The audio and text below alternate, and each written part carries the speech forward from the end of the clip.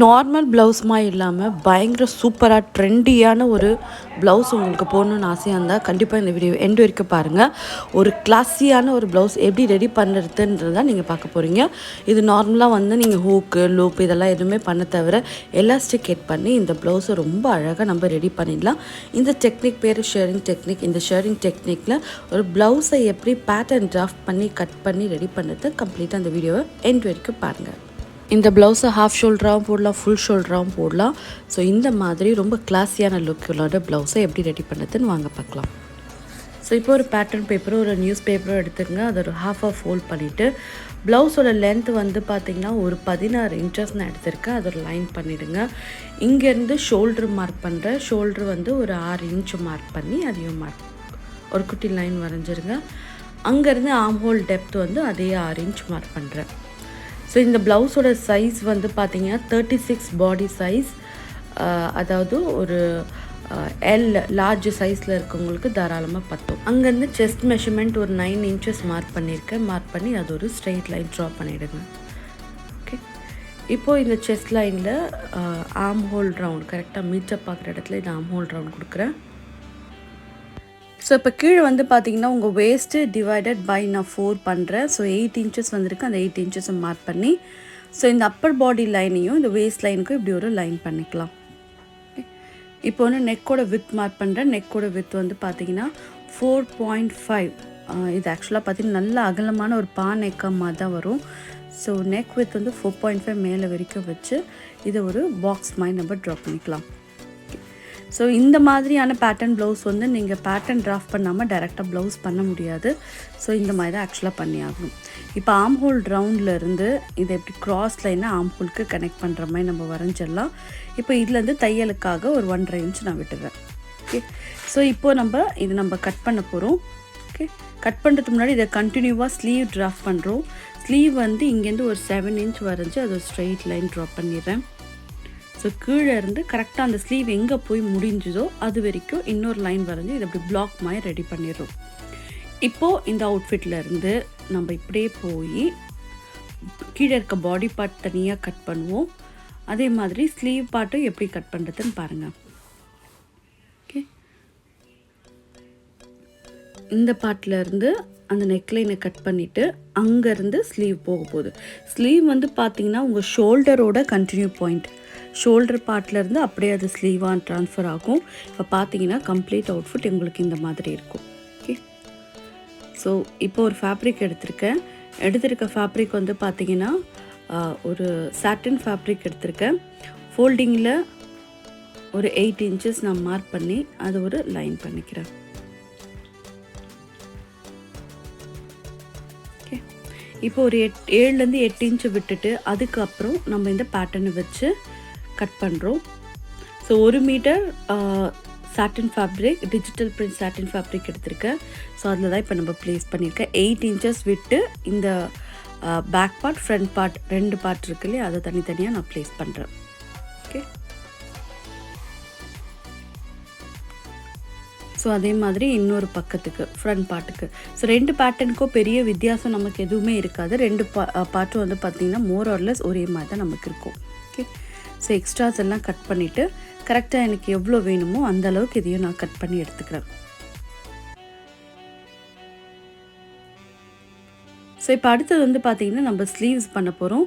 Sleeves பண்ணுறதுக்கும் அதே மாதிரி தான் துணியை வந்து பார்த்திங்கன்னா ஒரு வித் வைஸில், அதாவது அகலத்தில் ஒரு வாட்டி மடிச்சிடுறோம், லென்த்தில் ஒரு வாட்டி இதை ஃபோல்ட் பண்ணிடுறோம்.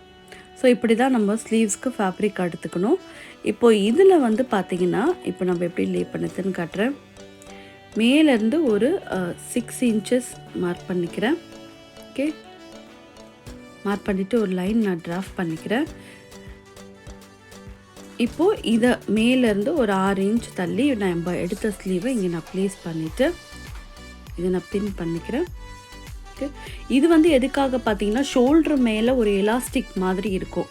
நீங்கள் அந்த ப்ளவுஸ் ஃபர்ஸ்ட் நீங்கள் பார்த்தீங்கன்னா தெரியும், டாப் பார்ட்டில் வந்து எலாஸ்டிக் மாதிரி வந்து எலாஸ்டிக் பண்ணியிருப்போம்.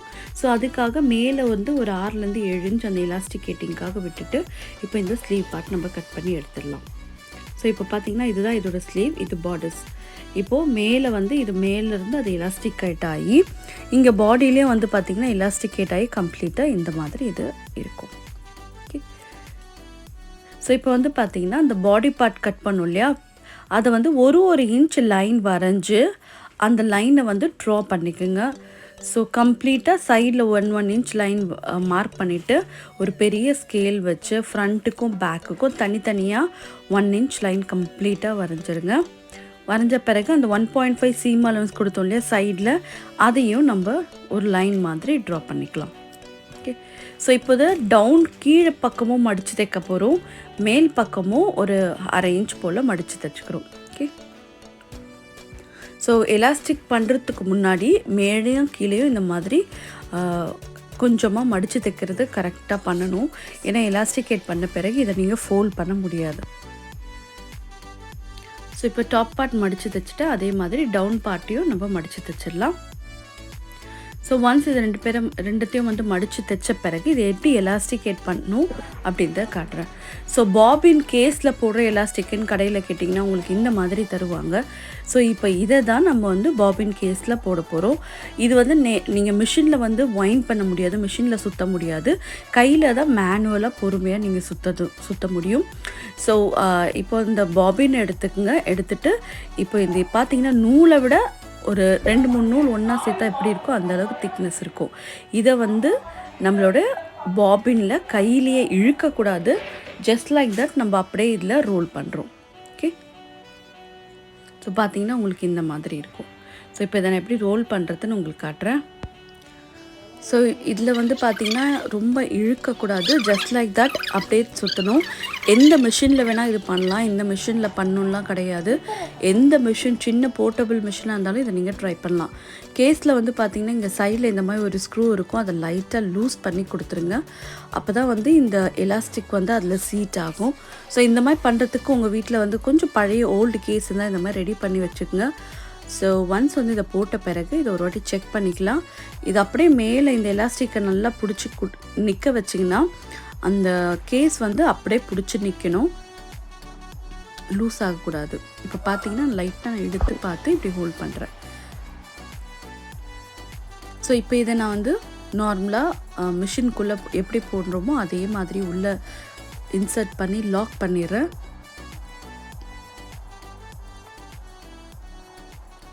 ஸோ இப்போ மேலே த்ரெட்டை பிடிச்சிட்டு அந்த த்ரெட்டால் இப்போ லைட்டாக ஒரு சுற்றினீங்கன்னா போதும், உங்களுக்கு வந்து எலாஸ்டிக் வெளியே வந்துடும். ஓகே, ஸோ இப்போ இது ரெடி ஆகிடுச்சு. இப்போ மார்க் பண்ண 1 இன்ச் லைனில் இதை கம்ப்ளீட்டாக வச்சு நம்ம ஸ்டிச் பண்ணிட்டோன்னா ப்ளவுஸில் வந்து யோக் பார்ட் ரெடி ஆகிடும்.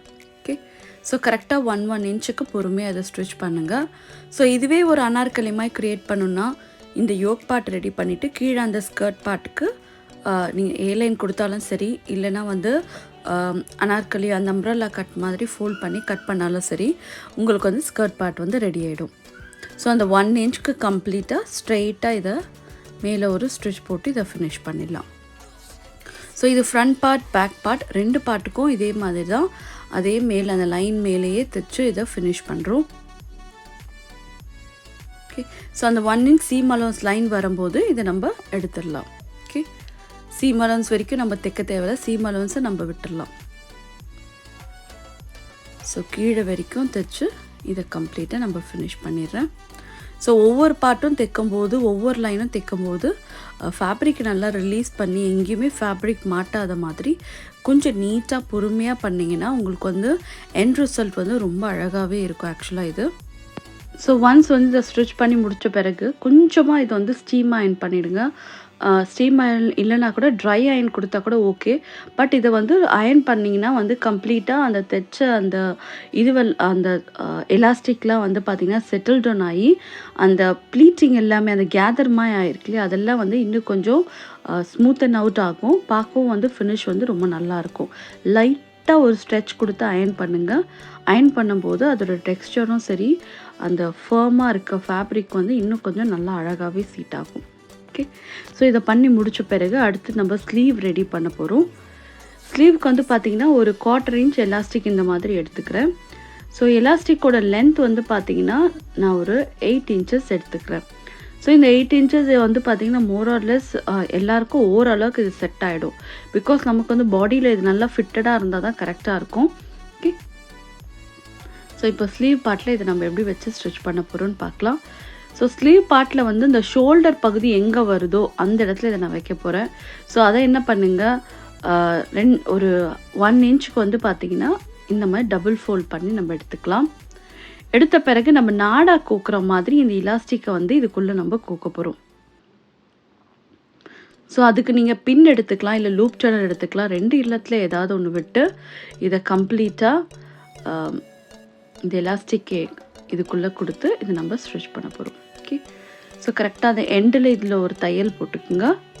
அதே மாதிரி 2 எண்டுலேயும் இந்த தையல் போட்டிங்கன்னா இந்த எலாஸ்டிக்குள்ளே லாக் ஆகிடும். ஸோ ஆரம்பிக்கும் போது அந்த இடத்துல ஒரு ஸ்ட்ரெச் பண்ணி எலாஸ்டிக்கை லாக் பண்ணுறோம், எண்டுக்கும் ஒரு எலாஸ்டிக்கை லாக் பண்ணுறோம். ஒரு வாட்டி அதை ஸ்ட்ரெச் பண்ணி விட்டிங்கன்னா உங்களுக்கு வந்து நல்லா எலாஸ்டிக் வந்து பார்த்திங்கன்னா through out the fabric spread ஆகிருக்கும். இப்போது வந்து பார்த்திங்கன்னா இப்போது நம்ம அந்த பாடி ஸ்பாட் ரெடி பண்ணல, அதை எடுத்து வச்சுக்கோங்க. இங்கேருந்து பார்த்திங்கன்னா ஒரு கம்ப்ளீட்டாக ஒரு 3 இன்ச் மார்க்கிங்கில் இப்போ நான் ஸ்லீவை வந்து ஜாயின் பண்ண போகிறேன். ஸோ எலாஸ்டிக் தைச்சோம் இல்லையா, அதை வந்து கரெக்டாக ஒரு 3 இன்ச் கேப்பில் இதை வைக்கிறேன். இது ஒரு சைடு. இமேஜின் இது நம்ம ஃப்ரண்ட் பார்ட்டாக வச்சுக்கலாம். இப்போது நமக்கு இன்னொரு பீஸ் இருக்கும் இல்லையா, அதை இன்னொரு சைடு நம்ம வைக்க போகிறோம்.